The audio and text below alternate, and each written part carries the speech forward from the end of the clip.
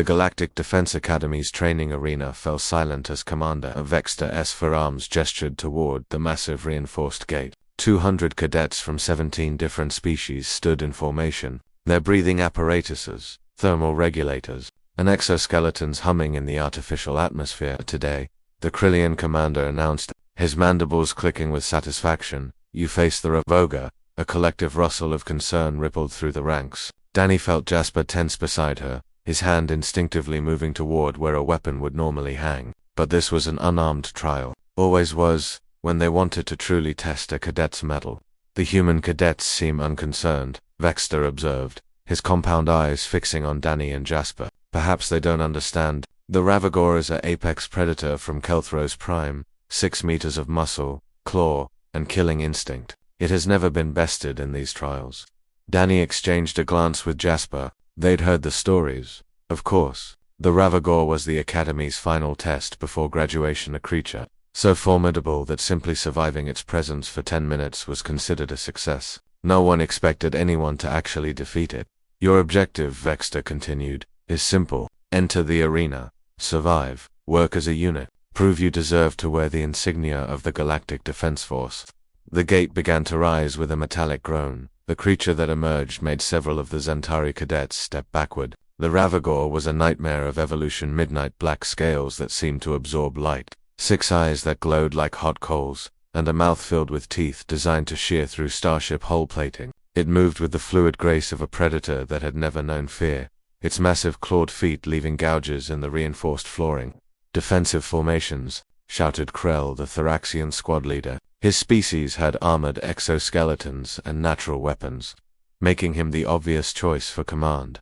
The cadets scrambled into practiced positions. The Zentari, with their energy-resistant hides, formed the outer ring. The Thoraxians created a second line. The humans, Danny, Jasper, and 3 others, were positioned in the center, protected by their physically superior classmates. It was logical. Humans were soft, fragile things by galactic standards. They had no scales, no natural armor, no venom or claws. They'd only been accepted into the Academy 5 years ago as an experimental program, and many in the Galactic Defense Force still questioned the decision. The Ravagor's massive head swiveled, taking in the formation with an intelligence that was terrifying in something so large. Then it charged. The defensive line shattered in seconds. Zentari cadets were thrown aside like toys. Thoraxian armor cracked under the beast's claws. The arena descended into chaos, cadets running, screaming, trying desperately to implement strategies that crumbled against the Ravagor's sheer, overwhelming power. Danny found herself separated from the group, backed against the arena wall. The Ravagor's attention fixed on her, those 6 burning eyes locking onto what must have seemed like easy prey. She could smell its breath, hot, metallic, ancient. This is it, she thought. Her hand-to-hand combat training, her tactical studies, her zero-gravity certifications, none of it mattered. Against 6 meters of evolutionary perfection designed solely for killing, the creature took a step forward, then another.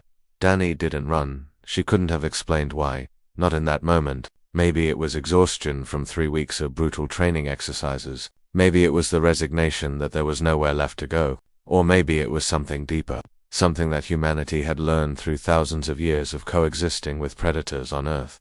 She simply stood there, meeting those alien eyes with her own, and let out a slow, steady breath. The Ravagor paused.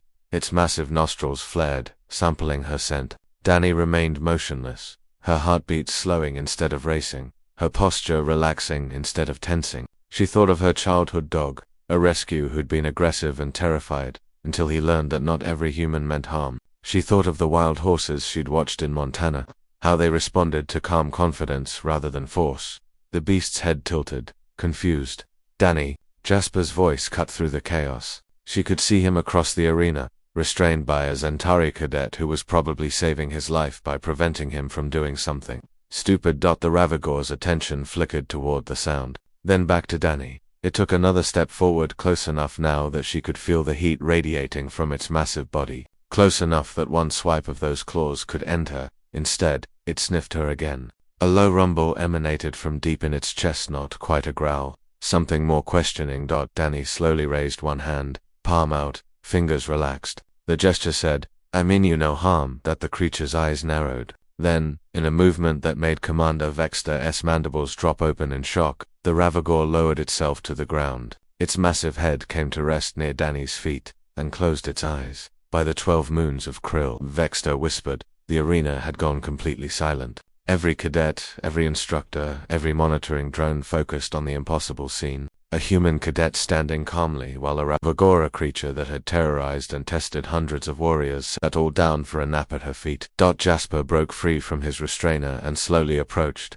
The Ravagore's eyes opened briefly, assessed him, then closed again with what could only be described as contentment. Jasper whispered, kneeling beside Danny. She shook her head, a small smile playing at her lips. Earth is full of predators, Jas, big cats, bears, wolves. We learned a long time ago that sometimes the best way to survive isn't to fight or run. Sometimes it's just to be calm, to show you're not a threat. Humans, Vexter said, his voice carrying across the arena with newfound respect, are the only species in galactic history to domesticate predators, to turn killers into companions. I thought it was just a curiosity in your files. I didn't realize it was a skill.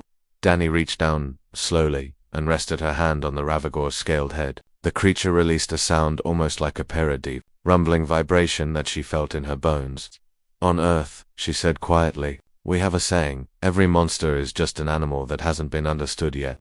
The Ravagore shifted, pressing closer to her warmth. And as Commander Vexter called off the trial the first time in Academy history such a thing had happened, Danny caught Jasper's eye and grinned. Humanity had just passed its final test. Not through strength or speed or natural weapons, but through something uniquely their own, the strange, incredible ability to find friendship in the most unexpected places, even with a beast designed to kill.